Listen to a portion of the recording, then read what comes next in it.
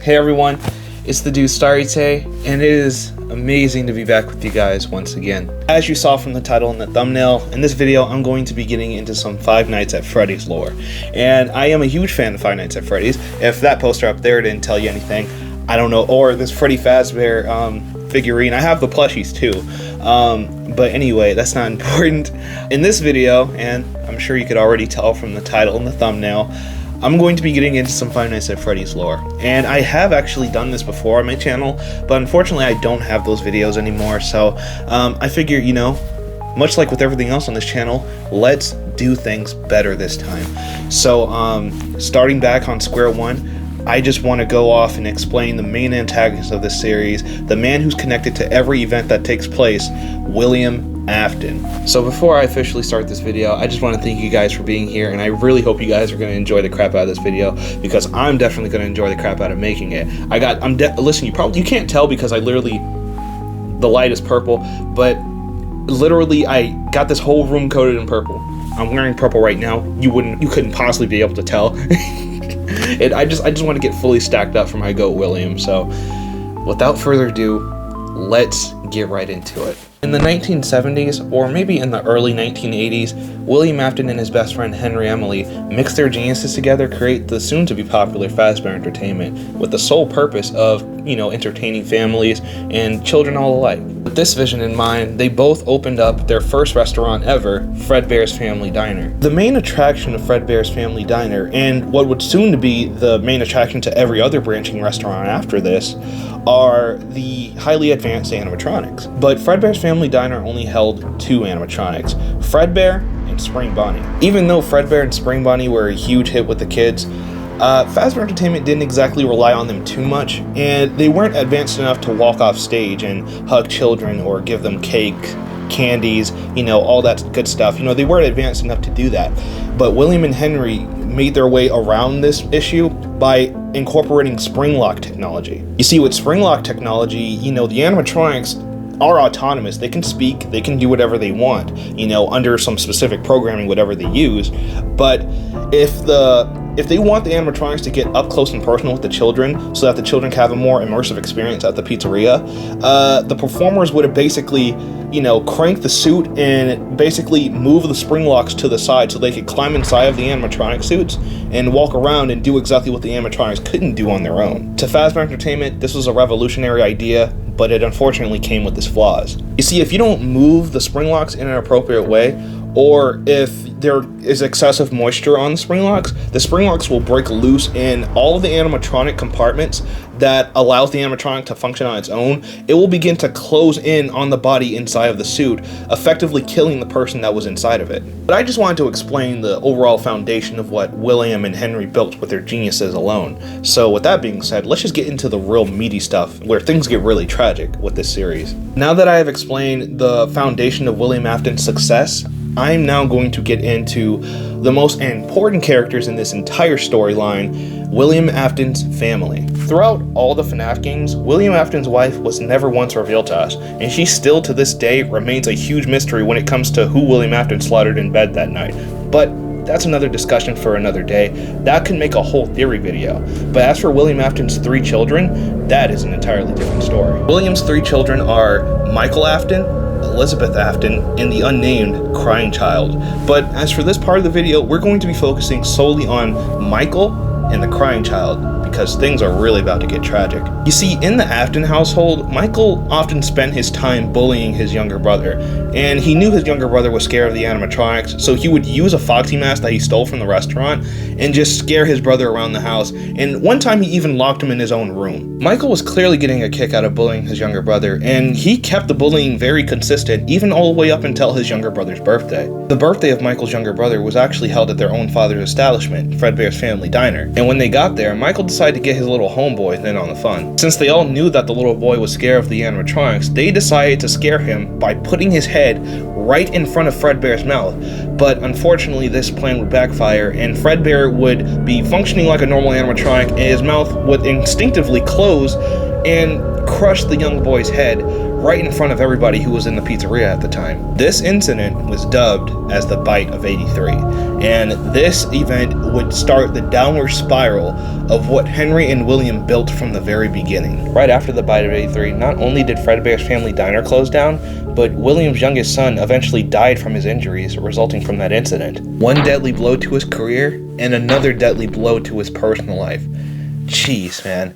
This clearly affected William in a very terrible way, but this of course didn't stop him from moving forward with his business with Henry. William and Henry decided to give things another shot and rebranded Fredbear's Family Diner into what we now know as Freddy Fazbear's Pizza, an entirely different pizzeria with an entirely different set of animatronics. This location held the following animatronics: Freddy, Bonnie, Chica, and Foxy, and even the security puppet, but more on that later. Much like its predecessors, these animatronics did an amazing job with the children and easily became beloved among the community. With the success of Fazbear Entertainment reaching an all-time high thanks to these new cast of animatronics, it honestly looked like things couldn't possibly go wrong. But unfortunately, the success would have to come to a screeching halt due to a terrible incident that took place. This incident involved the security puppet, an animatronic made for the sole purpose of keeping track of children and making sure they're protected by the corresponding color on their wristbands.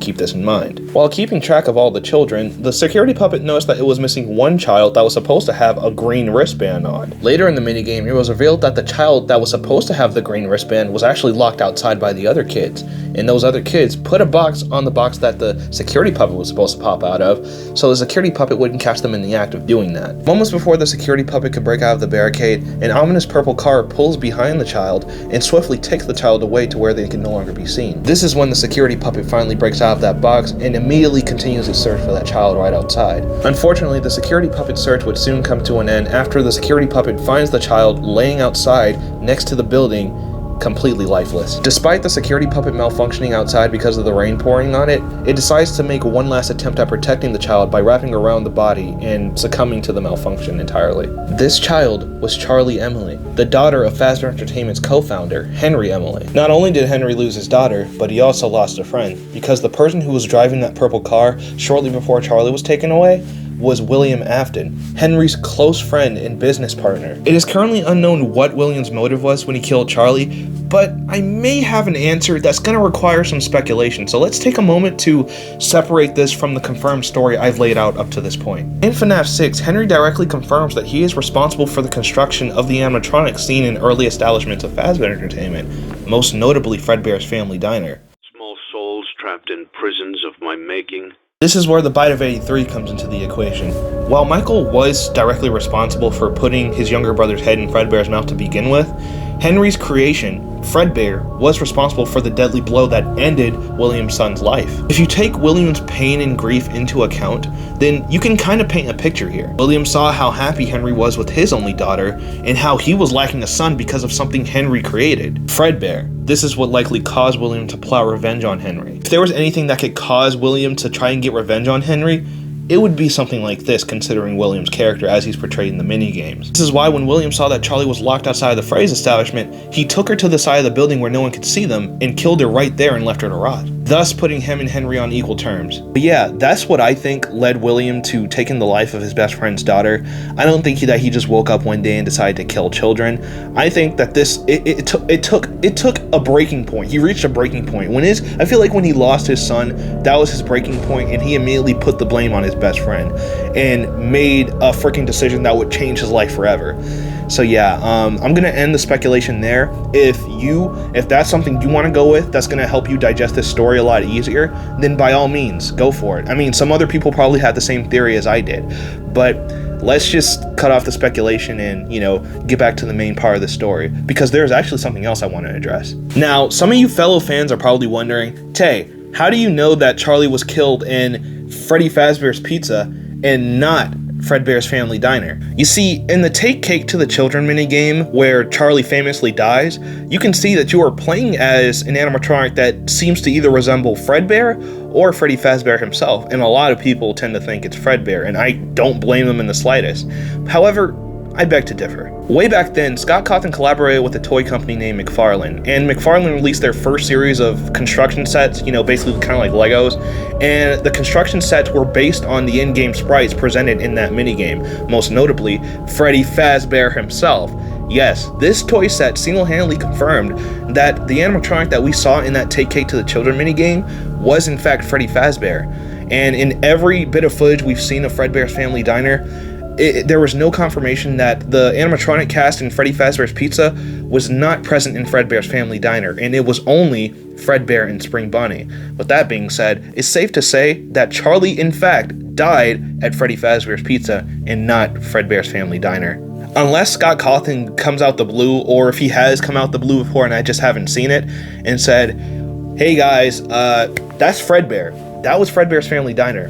Hate to break it to you. Unless he said something like that, sure, debunk me by all means. But considering the proof that I got, I'm sorry, I think it's written in stone here. But yeah, I just wanted to clear that out for a moment. Let's continue with the video. After the death of Henry's daughter, Henry would then go missing and the company would never hear from him in Lord knows how long.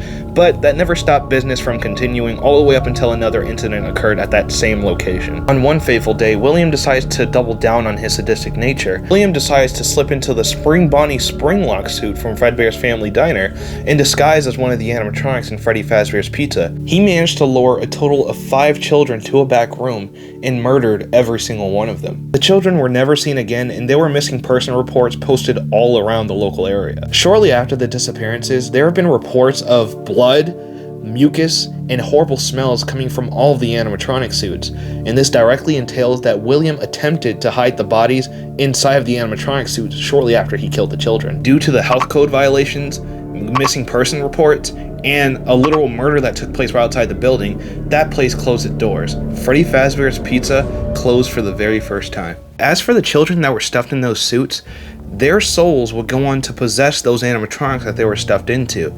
Now, while possession in the FNAF universe works when you're extremely close to an animatronic, another way that possession can work is if your soul is guided to this inanimate object. This is proven by the puppet, who was possessed by Charlie after the security puppet wrapped itself around Charlie's body in a desperate attempt to protect her one last time. See, after Charlie possessed the puppet basically became a caretaker for the other victims of William later on in the series. And when the puppet found the 5 other children that were killed at Freddy Fazbear's Pizza, the puppet managed to help those souls find a place to rest as they all hunt for William as time goes on, thus allowing their souls to possess each and every animatronic present at Freddy Fazbear's Pizza. After Freddy Fazbear's Pizza closes down for the first time, a certain amount of time would pass, and then eventually Freddy Fazbear's Pizza would have a grand reopening and open its doors once again to the general public. This Freddy Fazbear's Pizza location actually hosts a different set of animatronics called the toy animatronics.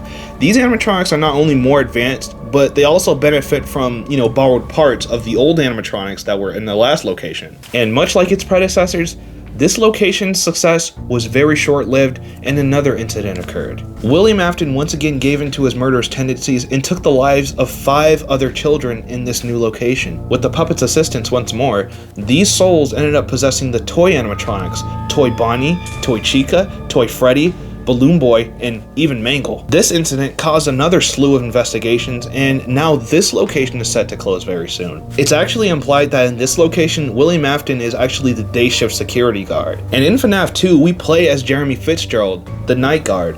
So if there's a day shift guard, and we're playing as the night guard, that means that WilliamAfton is likely the one watching the kids during the day, and he likely made this move just so he could be closer to the children during business hours. More evidence that supports this is the fact that PurpleGuy later at the end of FNAF 2 says that someone took one of the yellow suits in the back and now none of them are acting right, and the day shift security guard had suddenly left his position. Any previous employees, when we get it all sorted out, we may move you to the day shift. A position just became available.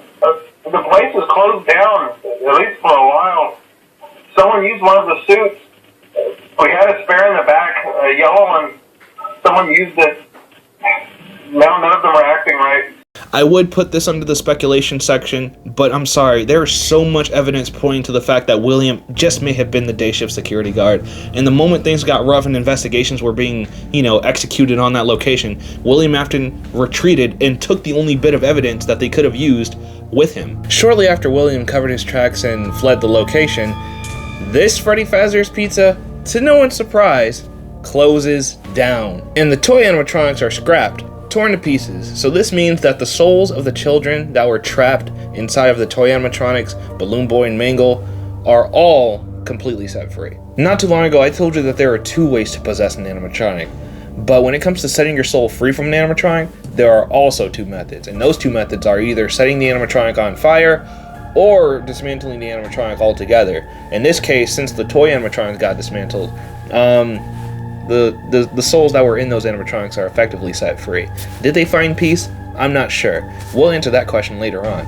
But just know that those souls are completely in a different place, and the souls that are possessing those original animatronics from the first location are very much still active. Actually, that brings us to our next and last location of Freddy Fazbear's Pizza, the final time Freddy Fazbear's Pizza opens its doors. So as I mentioned before, the toy animatronics were completely scrapped, and what they ended up doing in the next location is that they actually took the withered animatronics and repurposed them and completely upgraded their models to what you see today. Unlike its predecessors, this location actually hardly pulled in any success. Matter of fact, this location was struggling to succeed, mainly because due to the tarnished reputation of Fazbear Entertainment and all the missing people, all the investigations, all of the health code violations accumulated throughout the years, Fazbear Entertainment is struggling to find a buyer to take their business, to take the name of Freddy Fazbear's Pizza. Due to these casualties, Freddy Fazbear's Pizza is set to close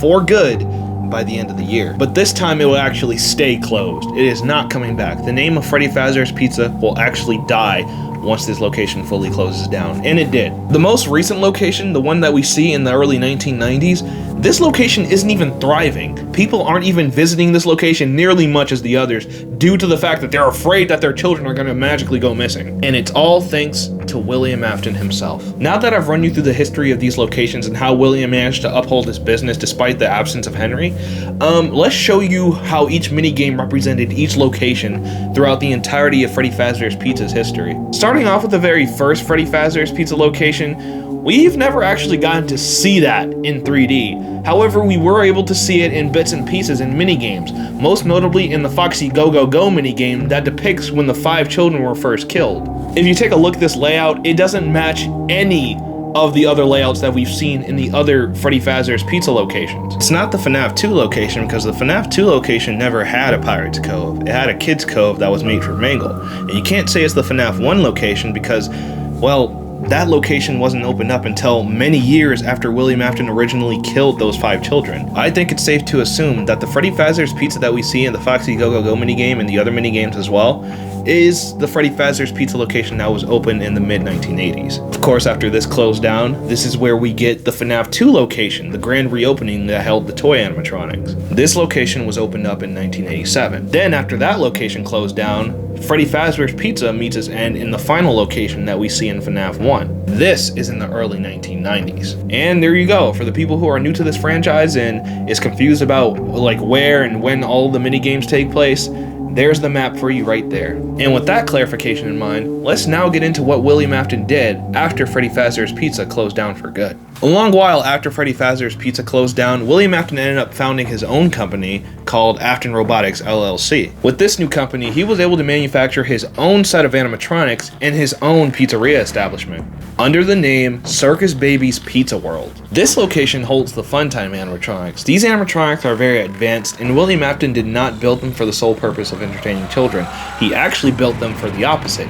He built them for the purpose of capturing them, containing them, and, well, murdering them, just as he would have done himself. The animatronics names are Funtime Freddy, Ballora, Funtime Foxy, and the leader of the band, Circus Baby. Circus Baby has the most unique design out of all the other Funtime animatronics because she was made for someone very special, WilliamAfton's only daughter, Elizabeth Afton. William spent most of his time taking his daughter to his own establishment just to show Circus Baby off to her and, you know, just amaze her, because that's literally what he built Circus Baby for.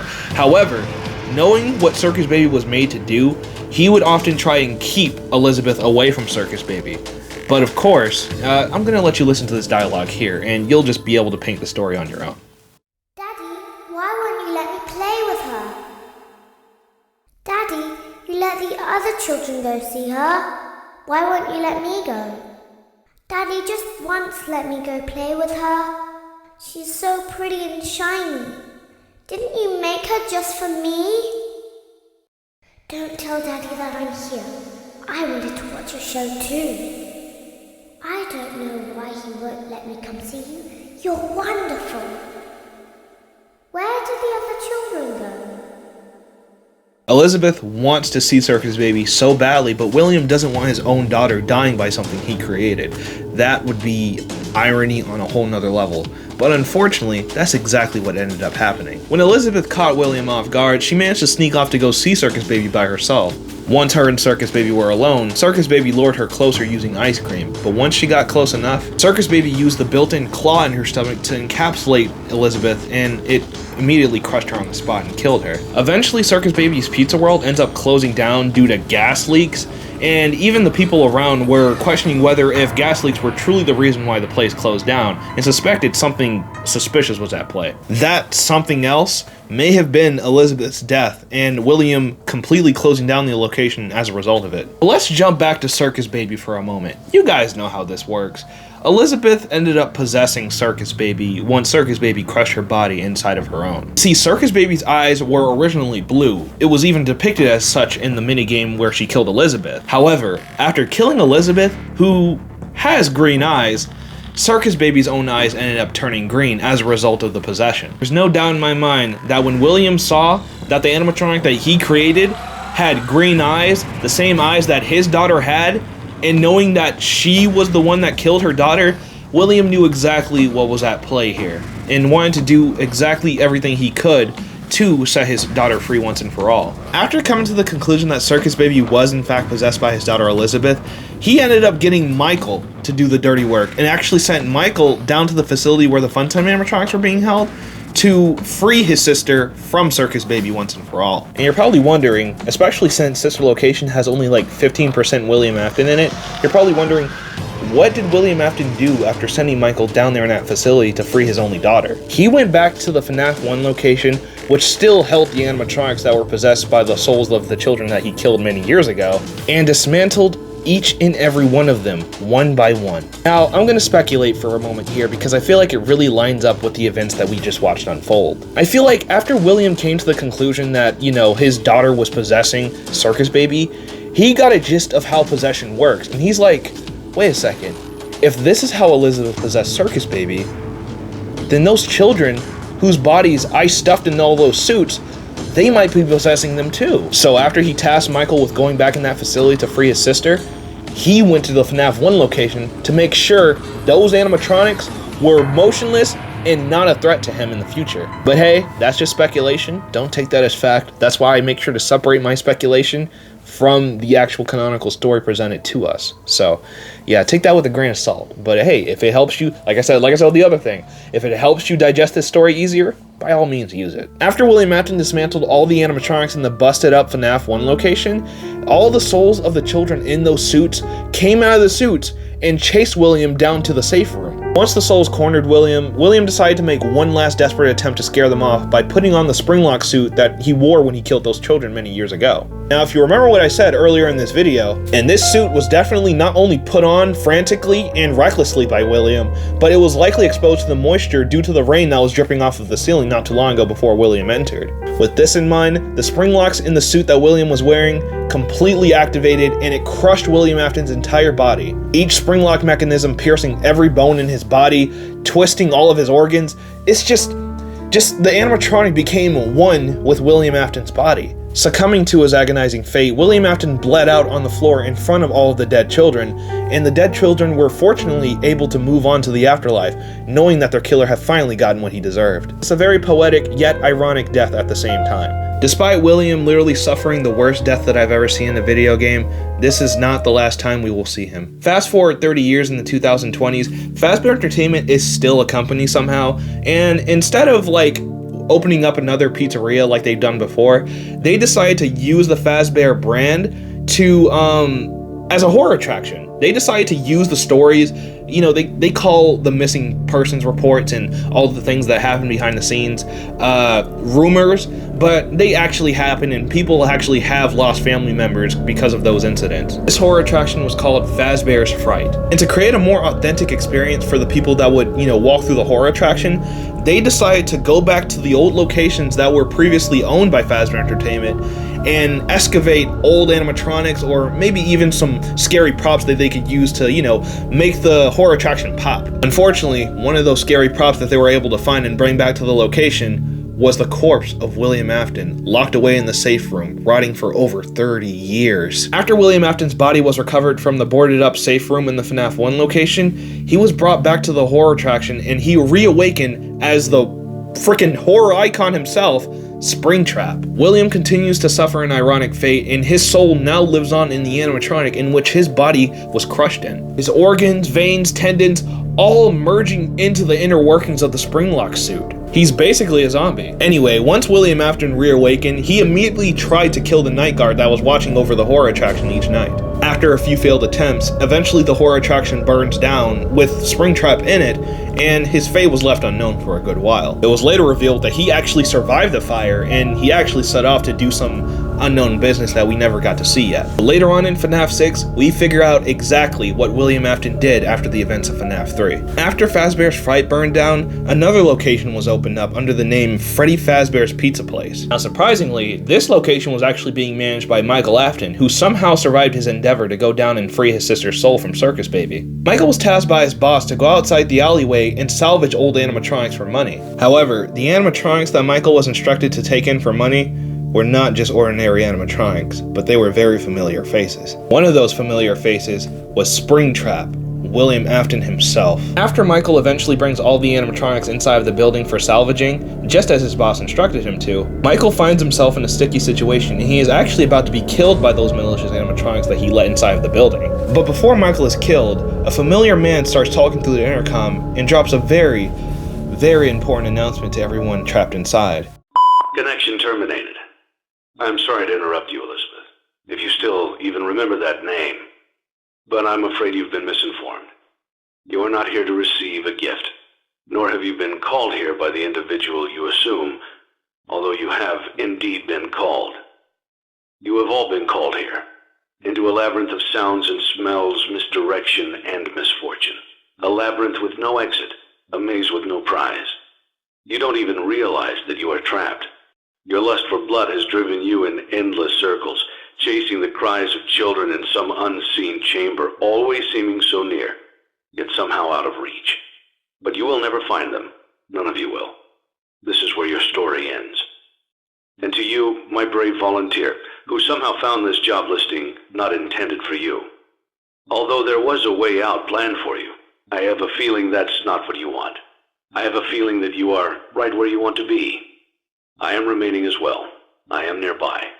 This place will not be remembered, and the memory of everything that started this can finally begin to fade away, as the agony of every tragedy should. And to you monsters trapped in the corridors, be still, and give up your spirits. They don't belong to you. For most of you, I believe there is peace, and perhaps more, waiting for you after the smoke clears. Although for one of you, the darkest pit of hell has opened to swallow you whole, so don't keep the devil waiting, old friend. My daughter, if you can hear me, I knew you would return as well. It's in your nature to protect the innocent. I'm sorry that on that day, the day you were shut out and left to die, no one was there to lift you up into their arms, the way you lifted others into yours. And then, what became of you? I should have known you wouldn't be content to disappear. Not my daughter. I couldn't save you then, so let me save you now. It's time to rest, for you, and for those you have carried in your arms. This ends, for all of us, in communication. The man you just heard speaking was Henry Emily, who finally came out of hiding after all these years of disappearing right after his daughter was killed. It turns out that in the midst of Henry's disappearance, Henry began to study the phenomenon that was taking place in all the Freddy Fazbear's locations. The murders, the possessions, everything. He knew all about them, and he learned them throughout the course of time. He even came to the conclusion that William was the one that took his daughter's life, and he was originally gonna himself, but he realized that he couldn't allow himself to pass, knowing that such a great evil like William was roaming out there in the world, bringing harm to more families to come. This is what motivated Henry to create a plan to set everyone free once and for all, even his own daughter, Charlie, who was trapped inside of the Lefty animatronic. After speaking his piece, Henry sets the entire pizzeria ablaze, burning everyone inside, all of the animatronics, William, Elizabeth, and even Michael himself. Everyone in that building burned to ashes, and all the souls that were trapped inside of those machines were effectively set free. William Afton will be met with eternal torture and will never find peace like his victims. This is a much-deserved fate for someone who had taken the lives of many children, broken many families, caused so much pain and chaos in his own establishment. Like, he is the embodiment of chaos. And thanks to Henry, William's soul was able to find nothing but eternal suffering for the rest of time, as shown in Ultimate Custom Night. In Ultimate Custom Night, it may seem like a goof game with no lore whatsoever, no connection to the other games, and yeah, it kinda is, but its lore goes way deeper than you think. In Ultimate Custom Night, every single one of the voice lines presented in that game points to us playing as William Afton himself. The main gimmick of this game is that you die over and over again. You die from this, you die from that, you die from that animatronic. Any animatronic that William Afton was directly or indirectly responsible for creating endlessly kills him over and over again. That's the story that the game is trying to paint to you. There are many voice lines in this game that literally hint to William Afton's wrongdoings. We've only just begun. I will never let you leave. I will never let you rest. This is how it feels, and you get to experience it over and over and over again, forever. I will never let you leave. I am a burning reminder of your misdeeds. Greetings from the fire and from the one you should not have killed. I am the fearful reflection of what you have created. Seeing you powerless is like music to me. I recognize you, but I'm not afraid of you. Not anymore. Some of these animatronics mention the one you should not have killed. It's heavily implied that the purgatory that we see William trapped in Ultimate Custom Night is orchestrated by the vengeful spirit of Cassidy. Cassidy's hate and vengeance was so strong that Cassidy persevered many years after William Afton died, and all the way until William Afton was burned in FNAF 6, Cassidy took this opportunity to trap William's soul in an endless hell where he would be killed by every animatronic in FNAF's known existence. In the Old Man Consequences minigame, where you play as Cassidy as you roam through the black void, you'll see a figure fishing in a pool and you can talk to him. This is Old Man Consequences. Once you talk to him, you can see a text bubble say, "Leave the demon to his demons. You must rest your soul now." Old Man Consequences is referring to the fact that Cassidy is holding on to an endless amount of hatred and is torturing William because of it. But Old Man Consequences is trying to convince Cassidy to let go, because while William will be able to face his own demons and will be tortured either way, Cassidy needs to let her own soul find peace, much like her other, I don't know if they were her friends, but much like the other kids that fell victim to William's tricks. Of course, if you've seen the ending of Ultimate Custom Night, you know that Cassidy is struggling to let go, and probably never will for the foreseeable future. That is the end of William Afton, the man behind the slaughter, the man who is responsible for every tragedy in this series, met a very fitting end. In his first death, and in his second death. His first death was poetic, very ironic. He stuffed children's bodies inside of suits, and their souls were trapped in this mechanical prison. But then when they came for William, William's body was trapped inside of the same suit that he caused so much pain and suffering in. And his soul was not only trapped, but then after he was set free, he wasn't really set free. His soul was met with eternal pain and suffering that by far surpassed the pain and suffering that he inflicted on others. William Afton is my favorite antagonist in all of fiction, not because I'm a FNAF fan, but because he is such a well-crafted villain. Even though there's a lot of things that they haven't really touched on, his motives and so many other things that we don't know about him, The story presented to us shows that William Afton is the embodiment of pure evil. Even if he doesn't have a real reason for why he did what he did, his sadistic nature shown throughout the series shows that he loved what he did and was gonna continue doing it for as long as he wanted to. But at the end of the day, William Afton is a human just like us. And there was definitely a point where William was just like all of us, but reached a breaking point and completely went insane from that moment forward. But I don't feel like insanity even begins to describe the mindset William Afton had to be in to take the lives of over 11 children. I just think his story is beautiful. I think his story is amazing. His beginning, his end, his conclusion, I just think it all came full circle. William Afton deserved exactly what was coming to him. And it's one of those moments where it's like, you don't condone what the villain is doing, but you definitely love his character and how he's presented. The presentation is peak. The irony, everything, just beautiful. Hold up, this writing is actually fire. But anyway, I wanted to make this video because there are some people that, aren't too familiar with the FNAF franchise, and they want to really get to the lore, especially since that movie came out. That movie gave a more simplified version of the lore, but still some people probably wanted to play the games and understand the story, which is definitely not easily presented. Like, dude, you gotta piece a lot of things together, and a lot of videos like the one I just made definitely help out a lot for the people who are having trouble understanding the overall story. So I hope this video helped you guys out. I wanted to take this moment to explain my favorite villain, and hopefully I'll be able to explain the other characters in the future. If you guys want me to, hey, listen, if you guys want me to make more videos like this, just let me know. I'll probably do it anyway because I love FNAF. But yeah, that's it right there, and I'll let you guys know what videos I might end up making in the future. And you guys stay safe, and please take care of yourselves as always.